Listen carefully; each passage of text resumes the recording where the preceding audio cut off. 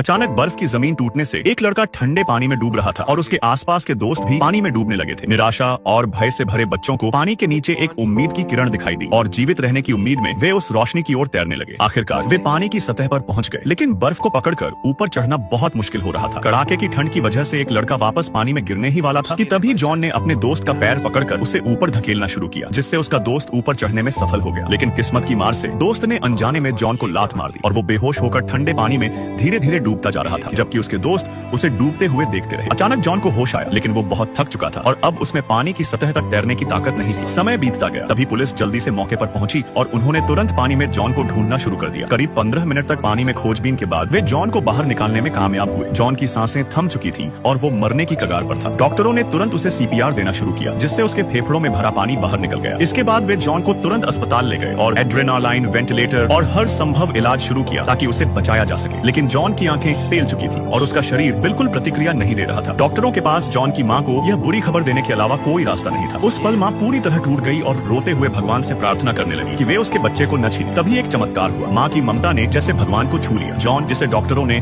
मृत घोषित कर दिया था, उसकी कमजोर नब्ज फिर से धड़कने लगी। डॉक्टर इस चमत्कार पर विश्वास नहीं कर पा रहे थे। उन्होंने तुरंत जॉन का इलाज फिर से शुरू किया और पाया कि उसके दिमाग को गंभीर नुकसान पहुंचा था, जिसके कारण वो कोमा में चला गया। हो सकता है कि वो कभी होश में न आए, लेकिन इस दुनिया में जो कभी हार नहीं मानता वो है एक माँ। माँ दिन रात जॉन के पास रहती, उसका हाथ कसकर पकड़कर उससे बातें करती। फिर अचानक जॉन ने माँ का हाथ जोर से पकड़ लिया। माँ पागलों की तरह चिल्लाने लगी, लेकिन जब डॉक्टरों ने जॉन का हाथ पकड़ा तो उसने कोई प्रतिक्रिया नहीं दी। फिर भी माँ को पूरा विश्वास था कि उसका बेटा जल्द होश में आएगा। जॉन की कहानी जल्द ही मीडिया में छा गई और वो इंटरनेट पर वायरल हो गया। एक रात माँ ने खिड़की से नीचे देखा तो कई लोग मोमबत्तियां जलाकर जॉन के लिए प्रार्थना कर रहे थे। उनकी आवाजें जॉन के कानों तक पहुंच रही थी। जॉन के कोमा में जाने के 3 दिन बाद डॉक्टरों ने सभी ट्यूब हटा दी। ऐसा लगा कि अब सब खत्म हो चुका है, लेकिन तभी जॉन का शरीर अचानक हिलने लगा। माँ उसका नाम लेकर पुकारने लगी, इस उम्मीद में कि वो जाग जाए। जॉन की चेतना में वो अभी भी उस ठंडी नदी में फंसा हुआ था। तभी माँ की आवाज सुनकर उसने आंखें खोली और रोशनी की ओर तैरकर ऊपर आने लगा। जैसे ही वो पानी से बाहर निकला, अगले ही पल अस्पताल के बिस्तर पर जाग गया था। जॉन को होश में आता देख माँ खुशी से रो पड़ी। डॉक्टरों ने जब उसकी जांच की तो नतीजे चौंकाने वाले थे। जॉन पूरी तरह ठीक था। यह डॉक्टरों के लिए भी अकल्पनीय था। कुछ समय बाद जॉन स्वस्थ होकर घर लौट आया। इस चमत्कार से पूरा शहर हैरान था।